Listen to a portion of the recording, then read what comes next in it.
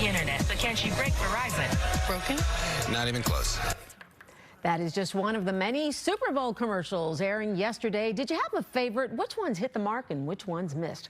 Well, we all base our favorites on our personal reactions. The Kellogg School Super Bowl Advertising Review Panel takes a look.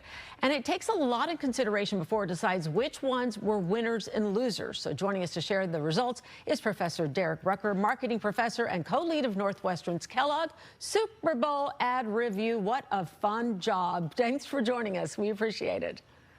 Thanks. Yeah, it's my favorite time of the year. I know it is. And let's talk about this. This is a panel made up of students, and I know this is something they look forward to every year as well as you. Tell us your requirements real quick for how you pick the best and the worst. Sure. So the panel basically evaluates these from more than just do they entertain, but do they help build the brand? So we're looking at features like, do they raise top of mind awareness? Do they communicate brand functions?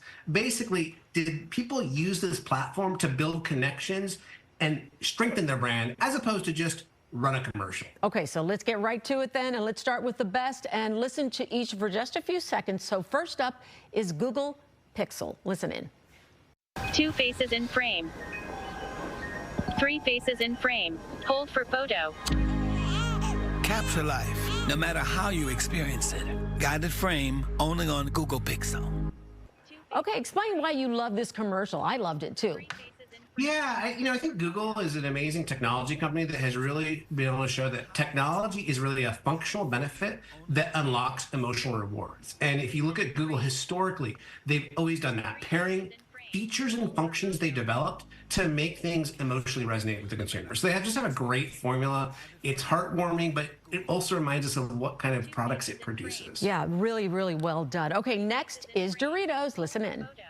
Hydration. I'm telling them our story. CeraVe. Developed with Michael Cera. V. We like? I just think it would be really nice if people think that I make this.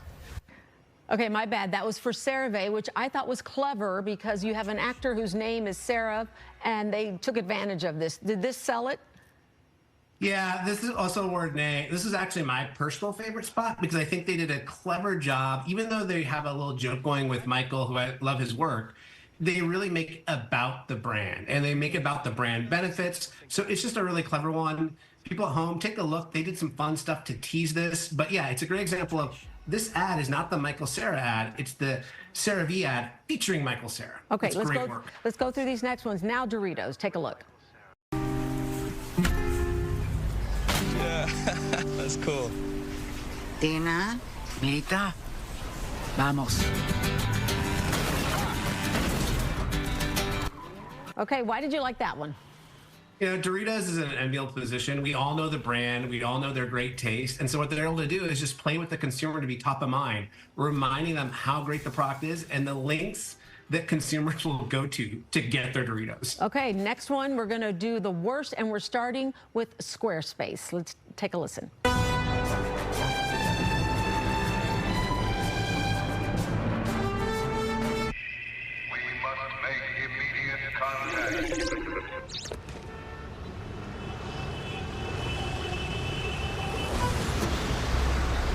I told you to take Broadway. This always happens. I'm with you in that. I wasn't crazy about it. Why did your panel not like it? This is one of the things we look for is like, will people connect with it and remember it? And you have a beautiful Fox heading that says Squarespace. I think if you take that away, most of us are going to forget who this is for. I think you're right. So they add just too much on the story, not enough for the brand. Yeah. Okay, next Temu. Let's listen. Feels like magic. Now I believe I can have it. Temu. Okay, what'd you think? So two things. Our panel didn't like this one. I think they got that right. There are two issues. One is within the crowd of great Super Bowl ads, it just fades away. It's not interesting enough. The second thing is they chose to run the same ad 3 times. Yeah, I saw that. So you're going to pay so much. And, after you've seen it once, like, okay, then you start to fatigue from it. So, boy, that's a very risky expenditure. Yeah, well, that's pretty funny, too. They have a lot of money to spend, obviously, because they ran it 3 times. Your very last one, which we're not going to be able to get to the commercial, was homes.com. As I said, always a pleasure to talk to you. I love that you guys have this panel every year. It sounds like so much fun for you and fun for us to see your results. So Professor Derek Rucker with Northwestern's Kellogg School, thanks so much for joining us. A+ for you. Thank you so much. It's a pleasure every year. Absolutely.